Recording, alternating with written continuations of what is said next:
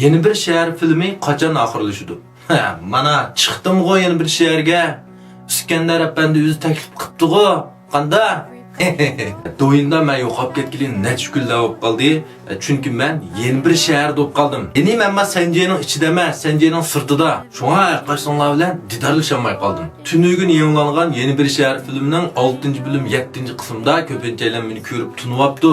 Yeni xalqaro oliy advokat doktor Qutluk advokat men bo'laman. Hamda men yeni bir şehirde bir qancha kun turish, mushlar bilan suratga olish faoliyati birga bo'lish orqali bir qancha ishni his qildim. Birinchi his qilganim qizg'inlikni his qildim-da. Hamda men borganda bularning hammasi yeni bir şehirlik, mallima şehirlik. Bularning hammasi kasbiy necha vaqtim bor. Malli yotdi odamda. Shunga kirganda ancha-muncha uduqqan, jiddiylashgan. Biroq bularning qizg'inlikda xuddi menmi asl dillimash yeni bir şehirlikdek.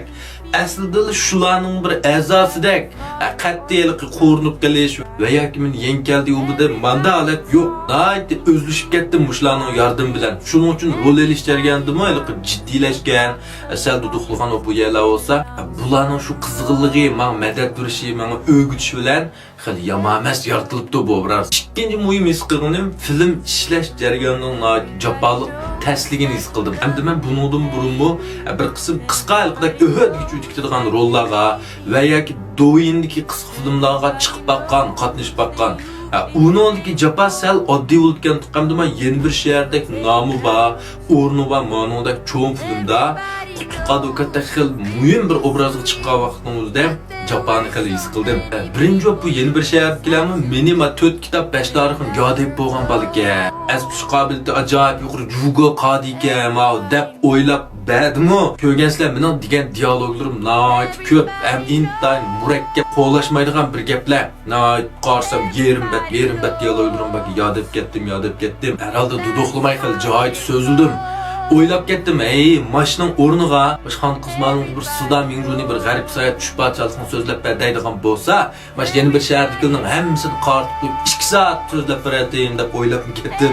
Shu kuni tunji qatimni suratga oldigan kunimiz İskender Efendi meni soat 1 bilan kelayotgan, men vaqtga bak rioya qilmay vaqt qo'yib bordim. Shu bir kunlik faoliyatni tugutib suratga kelishni kechda uyga kelsam, naq soat 10 bo'ldi. Endi orliqda oramog'dak va yoki tomoq chiqidak vaqtim yo'q. Tomoqni veymay qilib shu joyimiz jiddiylani yeb davomli ishga kirishib, demakchi yeni bir shahardagilarning mu jafosi oz emas ekan. Shuning uchun bu shaharda kamini jugo qodi, mana yeni bir shahardagilarga samimiy rahmat aytaman.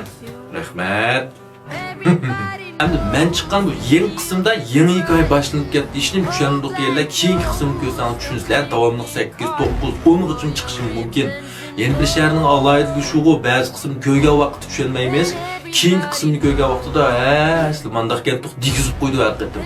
Oxirida kamini jugo qadimish meni tunvagan, meni qo'lga ko'rmanlar yeni bir qitim rahmat. Yeni bir shahar to'g'risida qanday savolinglar bo'lsa, pinguncha qoldirib qo'ysanglar bo'ladi.